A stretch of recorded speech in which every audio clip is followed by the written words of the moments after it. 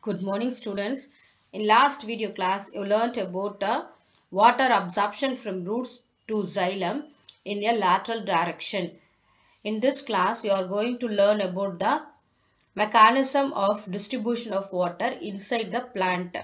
Like the tributaries join together to form a river, the millions of root hairs conduct a small amount of water from the soil and it opens into the xylem. The xylem is considered to be the superhighway of a water conduction. So what is a superhighway of a water conduction? Xylem is a superhighway for a water conduction. The xylem handle a large amount of water to conduct to many part of the plant in an upward direction. So the xylem involved in the conduction of water from the root to all part of the plant in an upward direction. The water within the xylem along with the dissolved minerals from the root is called as a sap. What is called as sap? The sap is the water within the xylem along with the dissolved minerals from the root is called as a sap, and it is always moves in upward transport is called as a ascendap of sap. That is the sap which is always moves in upward direction is called as a ascendap of sap. The water travels up along the vascular tissues. So the vascular tissues are of two types. One is a xylem, another one is a phloem. Among the xylem and phloem, which vascular tissue is involved in the conduction of water? So the xylem is the only element. The xylem is the only element is involved in the conduction of water. The only element through which water moves in upward direction. For this, an experiment is taken. For this experiment, a cut balsam branch plant and it is placed in a beaker which containing a water. To this water, a red dye eosin is added. So the water become red in color. After some time, so the cut end of the balsam plant is immersed in the eosin water. After some time, there is a red streak appears. The red streaks appears in the stem of the balsam plant and it moves in the upward direction through the cut end of the balsam plant. When we taken out the balsam plant from the red water and it is sectioned, the transverse section of the stem shows the streaks in the xylem element only. It is not found in the phloem. Only the xylem element shows the red colored strikes in it. From this experiment, we can observe that the xylem is involved in the transportation of water. So the transverse section of the stem is taken. It is viewed under the microscope. In this microscope, it shows that the xylem elements only having the red colored. From this experiment, we can know that the xylem is responsible for the conduction of water, not the phloem. Mechanism of ascendap of sap. The mechanism of ascendap of sap is the biggest challenge in the large tallest trees. So it needs a force required to lift the water to the up top of the tallest tree. A number of theories have been put forward to explain the ascendap of sap. That is movement of water in upward direction. So they are vital force theory, root pressure theory and physical force theory. First is a vital force theory. According to vital force theory, the living cells are mandatory for the ascendap of sap. They are mandatorily involved for ascendap of sap. Based on this, the following two theories are derived. One is a relay pump theory of Godlewski and pulsation theory of J.C. Bose. Godlewski relay pump theory. So according to Godlewski, the periodic change in the osmotic pressure, that is OP pressure, the periodic change in the osmotic pressure of your living cells of the xylem parenchyma. This is a xylem parenchyma cells. So it is a vessels. The vessels, the xylem parenchyma cells are attached to the vessels. So that is the periodic changes in the osmotic pressure of the xylem parenchyma and medullary rays. What are called medullary rays? The parenchyma cells or the pith which are present in between the vascular bundles are called as a medullary rays. Act as a pump. That is, the xylem parenchyma and the medullary rays act as a pump for the movement of water into the xylem vessel for the conduction of ascent of sap. So the relay pump theory. So due to the rhythmic changes in osmotic pressure of xylem elements, the living cells absorb water by the osmosis, and finally water is pumped into the xylem. The vessels due to lowering in pressure in the living cells, thus staircase type of movement is occur. That is, movement of water is occur due to osmotic pressure created in the xylem parenchyma. This is called as a relay pump theory of Gortz-Lewicki. The next important theory, vital force theory, is pulsation theory of J.C. Bose. Bose invented an experimental instrument called a crystallograph, so which consists of an electric probe. Electric probe means an biomedical instrument which is having a blunt end. It is a electric probe, like an injection. And the electric probe is connected to a galvanometer. When a probe is inserted into the inner cortex, where the cortex is present, below the epidermis of the stem. So in this stem, the probe is inserted in the inner cortex of the stem.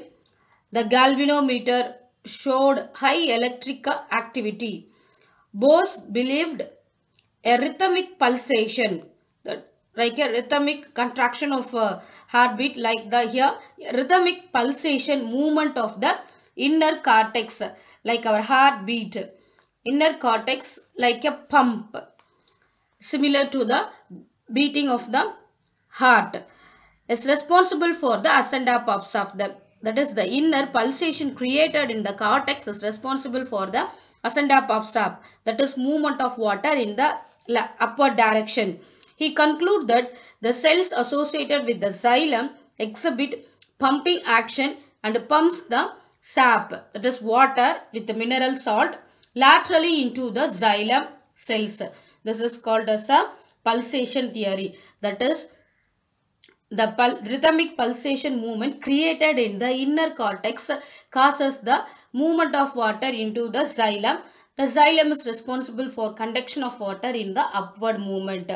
So for that he used an electrical instrument with electrical probe and a galvanometer. Vital force theory. Strasburger in the year 1889 and Overton in the year 1911 experimentally proved that the living cells are not mandatory for the ascent of sap. According to vital theory, the living cells are mandatory for the ascent of sap. So that the objectives for vital theory is that is proposed by Strasburger and Overton, that they proved that there is no mandatory function for the living cell to conduct ascent of sap. For this, he selected an old oak tree trunk which, when immersed in a picric acid and subjected to excessive heat, killed all the living cells of the trunk.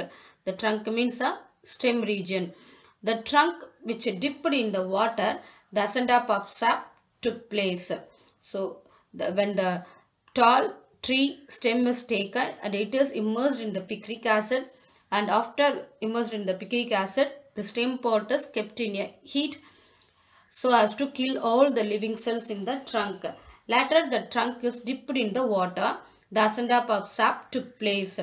So from this experiment, they proved that the living cells, not only the living cells are involved in the ascent of sap, but the dead cells are also involved in the ascent of sap.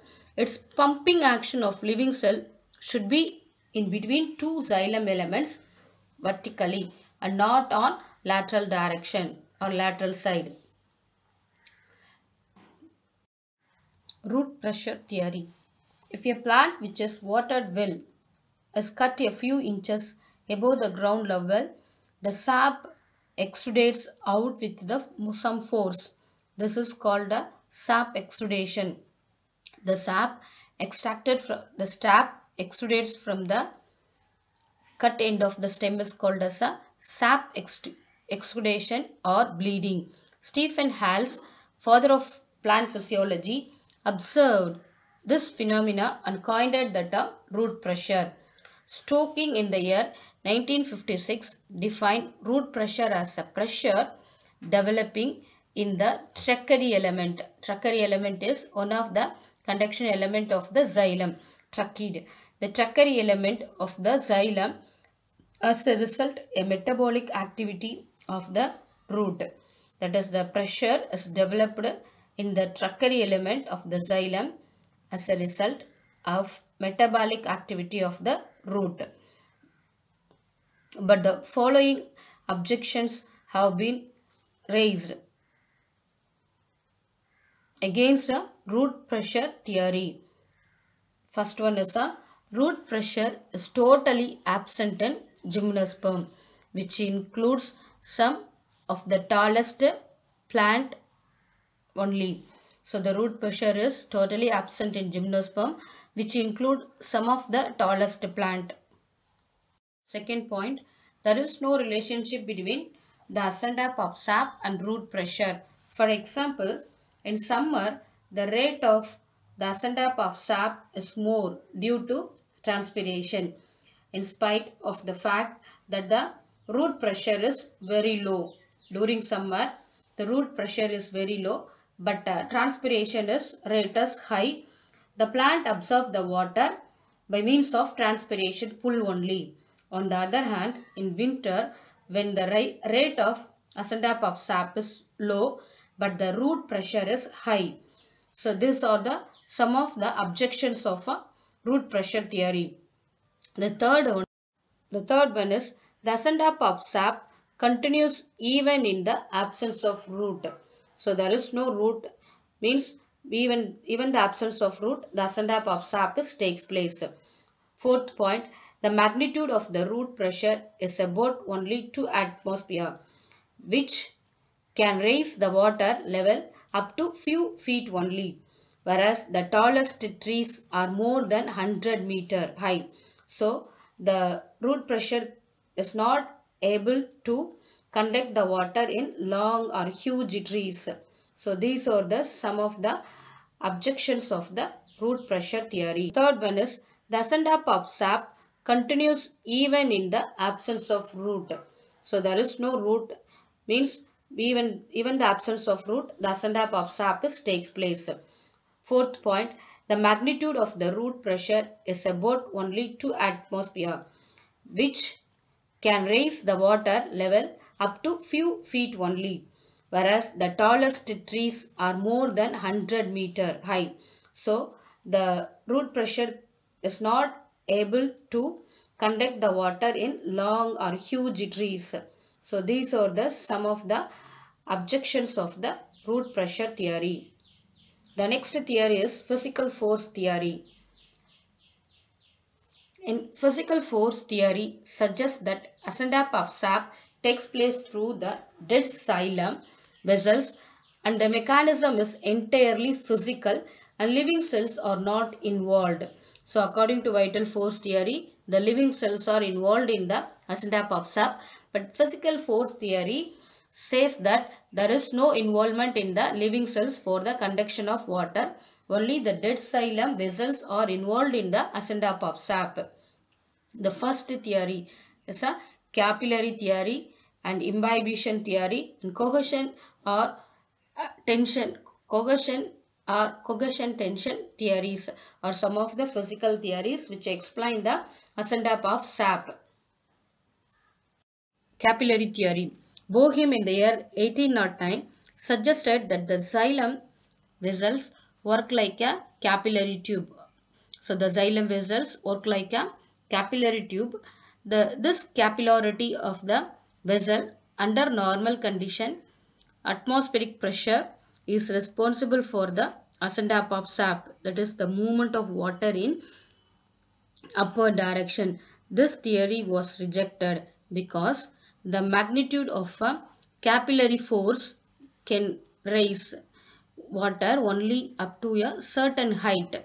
So in large sized trees, this capillary theory is not takes place. That is, the movement of water does not takes place by the capillary force. Further, the xylem vessels are broader than the tracheids. The tracheids are present in the gymnosperms. It is also one of the water conducting elements which actually conduct. That is, vessels are broader than the tracheids.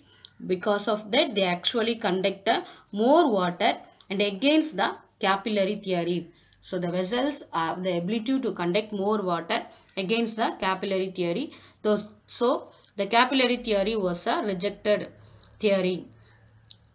Imbibition theory. The imbibition theory was put forwarded by Unger and supported by Sachs in the year 1878. This theory explains that the water is imbibed through the cell wall material. So the water is imbibed. Imbibed means absorbed through the cell wall material and not by the lumen. The lumen is an inner cavity present. So the not by the lumen, only the cell wall material conduct the water. This theory was also rejected based on the ringing experiment, which proved that water moves through the lumen of the cell and not by the cell wall. That is, the ringing experiment shows that the water moves through the lumen. That lumen means cavity inside the cell and not by the cell wall material. The last physical force theory is cohesion tension or cohesion and transpiration pull theory.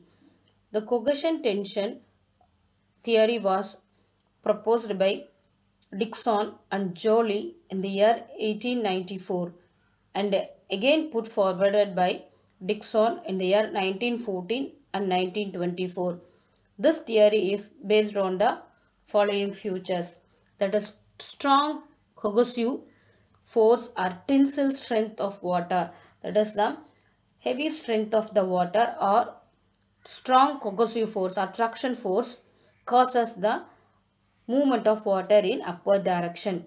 The water molecules consist of hydrogen and oxygen having strong, in between the hydrogen and oxygen there is a strong mutual force. So the strong mutual force bound between the hydrogen and oxygen, the strong mutual force of attraction between the water molecule is called as a cohesion. You already learnt in the 10th standard what is meant by cohesion. Cohesion is a attraction force between the water molecule. So the water molecule contains hydrogen and oxygen. That is the link. Two hydrogen binds with an oxygen.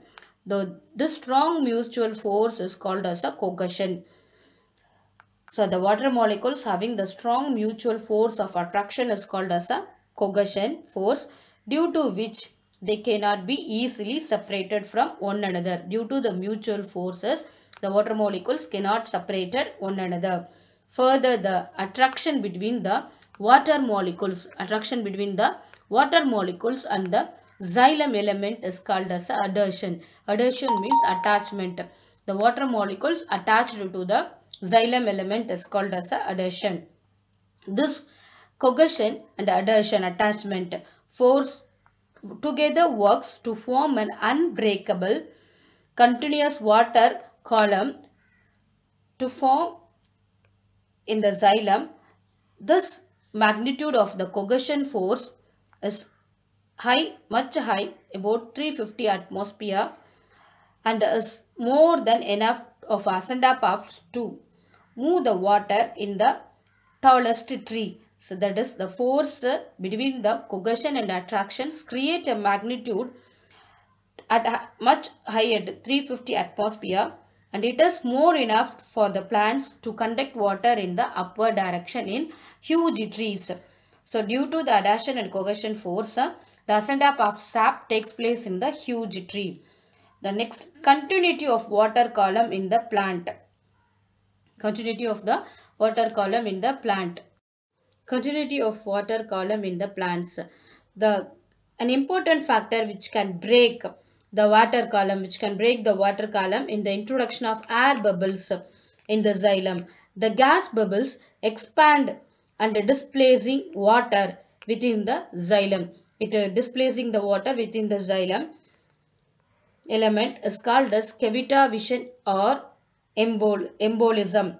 However, the overall continuity of the water column remains undisturbed since water diffuses into the adjacent cell. Here, due to the formation of air bubbles, the water diffused to the adjacent cell. It moves through the adjacent xylem elements for continuing ascent up of sap. That is called as a continuation of the water column in the plant due to cavitation or embolism. The next, transpiration, pull or tension in the unbroken water column. So the unbroken water column from the leaf to the root is just like a rope. If the rope is pulled from the top, the entire rope will move upward. In plants, such a pull is generated by the process of transpiration. What is meant by transpiration? The transpiration is the loss of water in the form of water vapor through the aerial part of the plant or through the stomata present in the leaves. So due to transpiration or the loss of water, there is a pull is created in the leaf. This pull moves towards the root just like a rope. In plants, such a pull is generated by the process of transpiration, which is known as a transpiration pull. So the transpiration pull is created due to transpiration takes place in the aerial part of the plant. The water vapors evaporates from the mesophyll. Mesophyll is the leaf part, which is the cell which are present in between the upper and the lower epidermis. The green color part shows the mesophyll to the intercellular spaces near the stomata. As a result of active transpiration through the stomata, the water vapor moves out from the mesophyll. The water vapor are then transferred through the stomatal pore. The loss of water from the stomatal pores, that is mesophyll cells, causes a decreases in the water potential inside the plant. So, water moves as a pull from the cell to cell along the water potential gradient. This tension generator at the top, where is generated at the top or the leaf of the unbroken water column, is transmitted downward from the petiole and the stem, and finally it reaches to the leaf. That is, the tension created in the leaf moves to the petiole. What is meant by petiole? The petiole is the leaf stalk. From the petiole it moves to the stem region and finally goes into the roots. The cohesion theory is the most acceptable theory among the plant physiologists. Among the different theory, the cohesion tension theory is most acceptable theory. The next important topic is transpiration. Transpiration. Water absorbed by roots ultimately reaches the leaves and get released into the atmosphere in the form of vapor. Only a small fraction of water, less than 5%, is utilized in the plant development and metabolic process for photosynthesis and other metabolic process. Only 5% of the water is used by the plants. The remaining 95% are removed as a vapor in the form of vapor through transpiration. So the loss of water in the form of vapor from various aerial part of the plant is called as a transpiration. That is the loss of water in the form of vapor by the various aerial part. Aerial parts are the parts which are present above the soil is called as a aerial part. Is called as a transpiration. The transpiration is a kind of evaporation different differs by the involvement of biological system. The amount of water transferred is present in this table. The water may move through the xylem at rate as fast as 75 centimeter per minute. So the rate of transpiration in some plants. In corn plant, the transpiration per day is 2 liters. In sunflower, it is 5 liters. In maple tree, it is 200 liters. Date palm, it is 450 liters of water are transferred per day. Next class, we will see a detailed study about types of transpiration.